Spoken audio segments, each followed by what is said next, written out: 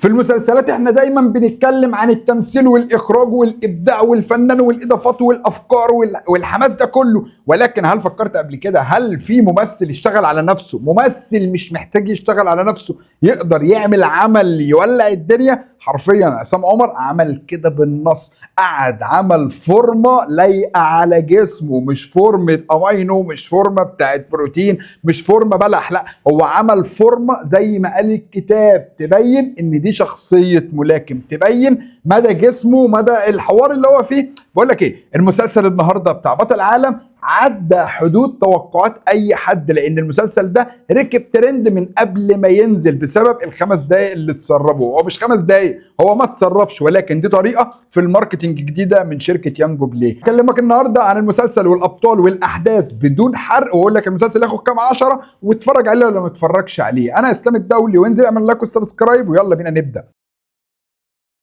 مسلسل بطل العالم بطولة عصام عمر، جان الشماشرجي، وفتحي عبد الوهاب، وباقة كبيرة من ألمع النجوم بتاعت الفن المصري. وبص، أنا بالنسبة لي المسلسل ده من المسلسلات اللي ممكن تتسجل في الذاكرة، مسلسل هيخلص هعيده تاني من الأول. المسلسل هنا إخراج عصام عبد الحميد، وده تقريبا أول إخراجاته الرئيسية، أول عمل يقوم بإخراجه بشكل رئيسي. كان دايما بيشتغل مساعد مخرج متابع للإضاءة، وده باين قوي في كل المشاهد اللي احنا شايفينها في الحلقات، او كل مشهد احنا بنتفرج عليه واحنا بنستمتع، تحس الاضاءه بالكادر بالاماكن ده اسمه اخراج، اسمه اخراج صايع قوي. اما المؤلف بتاعنا وهو هاني سرحان، مؤلف الاب الروحي واعمال كتير، واخرهم اللي اختار الجزء الثالث، عمل مسلسل بقول لك ايه، بيلمس روح المصريه، بيلمس روح الشباب، قافش الحته بتاعت الطبقه اللي هي الفقيره شويه اللي الدنيا جايه عليها. في البدايه عصام عمر اللي هو صلاح الحريف اللي خد بطوله افريقيا ولكن ما قدرش ياخد بطوله العالم،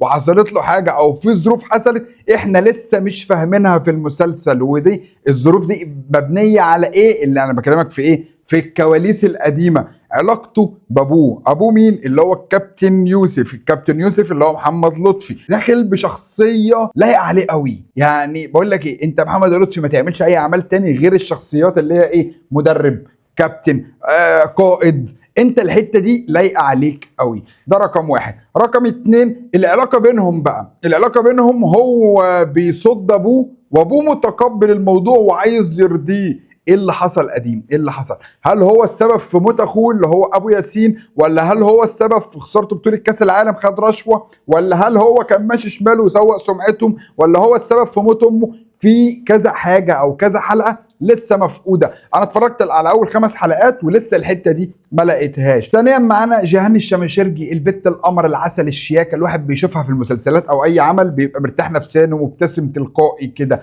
عامله المره دي عمل مختلف شويه عن كل الاعمال اللي هي عملتها قبل كده. ايه هي يعني ايه المختلف يا دولي؟ المختلف ان هي المره دي بتجسد شخصيه بنت عامله ان هي ايه، ابو النزاهه والشياكه واللبس والتطقيم، وعندها طموح وبتغني في مكان تعبان، وفي نفس الوقت نفسها يبقى عندها كليب وتبقى مشهوره، وفي نفس الوقت هي عامله ان هي غنيه جدا وهي في نفس الوقت فقيره وقحطانه، وفي نفس الوقت برضه ابوها من اغنى اغنياء القوم ولكن مات، وفي الاخر هي طلعت مديونه ب50 مليون جنيه من ابوها، مش منه، مش مديونه من نفسها. يعني المفروض ان ابوها يموت هي تورث ترتاح، لا ابوها مات وورثت الدين. فدي قصه بقى احنا هنتعرف عليها بالتفصيل اثناء المسلسل.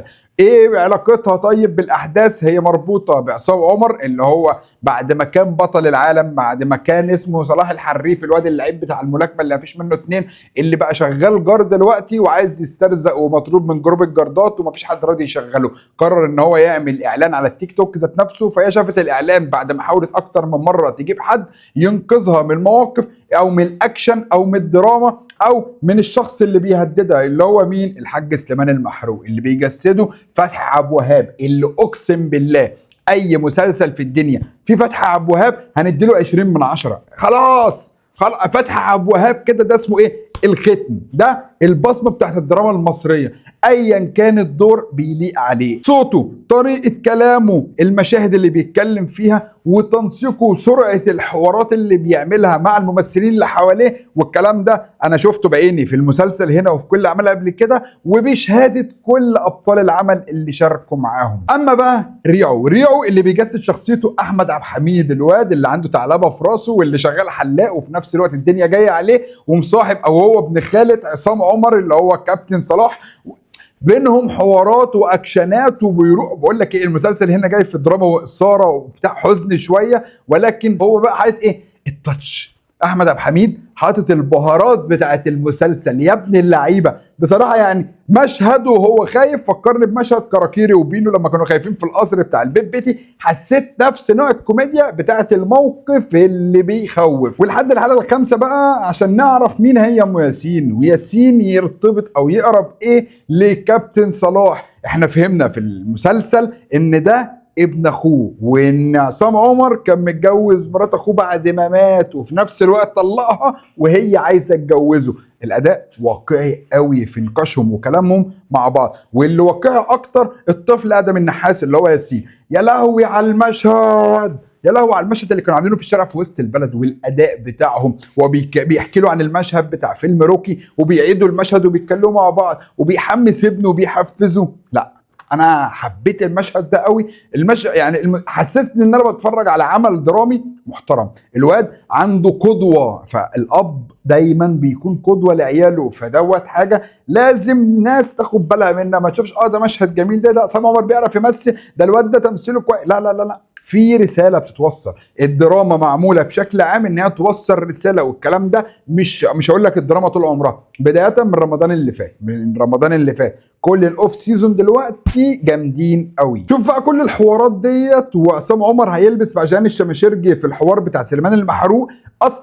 اصلا يعني الكابتن صلاح او عصام عمر معاه حكايه مع ياسر الزنكلوني، يا سلام، اللي هو الشربجي. يعني ده عليه 70,000 جنيه مش عارف يسدهم، حط نفسه في حوار ب 50 مليون جنيه مع واحد اتقل واشر وجبروت اكتر من سليمان المحروق. مساء الفل. هو بيحط نفسه في حوارات، او المسلسل بيخليه، او الاحداث ماشيه بحماس. كل حلقه ليها نهايه اصعب من الحلقه اللي قبلها. كل حلقه بتخلص انت مستني تشوف الصدمه اللي هتحصل بعدها او رد فعلهم. والاهم من كده واللي بيضحكني او لا بيضحكني، صدق بيضحكني، جان الشماشرجي كل مره بتبيعه. اول مره تقول له انا ما اعرفوش، اول حلقه قال لما اتخانق مع الناس قالت انا ما اعرفوش، تاني مره لما راح عند مش عارف سليمان المحروق برضه بقيته. اما الحلقه الثالثه اللي بعدها لبسته مع الجارد اللي كان في الكباريه، والحلقه الرابعه لبسته مع الكابين وسابته وقالت ما اعرفوش يا باشا، وخده وسلمه.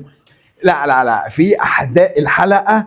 يعني ممكن اقول لك على حاجه، بالمسلسلات اللي احنا عارفينها من زمان مثلا، او المسلسلات العاديه اللي هي 30 حلقه، الحلقه تعمل 3 حلقات. لو جبت الاحداث دي ومطيتها شويه انت هتستمتع بالثلاث حلقات. بس قايبين لك ال 30 حلقه دول، حاطينهم لك كده في فوطه وعصرينهم كده، منزلين لك الخلاصه بتاعتهم. نيجي بقى للحته اللي عجبتني. ايه يا عم اسماعيل دولار، ايه العظمه دي؟ وربنا ما كنت اتخيل ان انت تعرف تدي دور. يعني لا لا لا لا، حبيت دورك قوي في المسلسل ده. اسماعيل دولار بتاع التيك توك يا جدعان، الجرد مش محتاج اتكلم. وعندنا اخطر جرد في مصر اداؤه برضه جبار. والعظيم بقى اللي خد المسلسل في حته تانية، تامر الجيار. وربنا ادائك عالمي يا عم تامر. المفروض بقى ان لما الحلقه الخامسه خلصت، جه في اخر المسلسل الاحداث بتاعت الحلقه الجديده من ضيف الشرف اللي ظهر معانا الشحات مبروك. فانا دلوقتي مستني الحلقه السادسه، وعايز اقول لهم يعني انتوا ليه عملتوا مسلسل 10 حلقات بس؟ يعني انا استمتعت بالخمس حلقات وكان ممكن اصور لكم الفيديو ده من اول حلقه، ولكن لا، انا حسيت ان الحلقه اللي بعدها هيحصل احداث مختلفه. وانا بحترم الاخراج في الحته دي قوي، وبحترم التاليف، لان ده يبقى سيناريو متعوب عليه، خطه متعوب عليها، بيلعبوا فيها ان هم يقدموها للناس ويخلوا الناس تبقى عايشه في سسبنس، في حماس، في حاجات كده كتير قوي. المسلسل من اعمال يانجو بلاي، وانا مستني خلصتك ال10 حلقات، وهنزل لك حلقه في اليوم العاشر او الاسبوع الجاي لما المسلسل يخلص تماما. المسلسل كفكره وعمل وانتاج واخراجه كمجمل كده تاخد 10 من 10 لحد دلوقتي. عشان فتحي ابو وهاب هياخد 15 من 10، عشان نجوم التيك توك هيبقى 20 من 10. يلا هاتوا لنا ناس جديده هنزودكم في ريت المسلسلات اكتر. ده المسلسل اللي عجبني قوي، وانا بصراحه مش قادر استنى الحلقات. مفيش طريقه نهكر بيها يانجو بلاي ونجيب باقي الحلقات. انا اسلام الدولي، وما تنساش تعمل لايك وسبسكرايب هنا عشان عندنا كل يومين مراجعه لمسلسل او فيلم او اي حاجه بصراحه هنراجعها. انا مخلوق عشان اقول لك ريفيوهات واقول لك رايي في اي حاجه. سلام.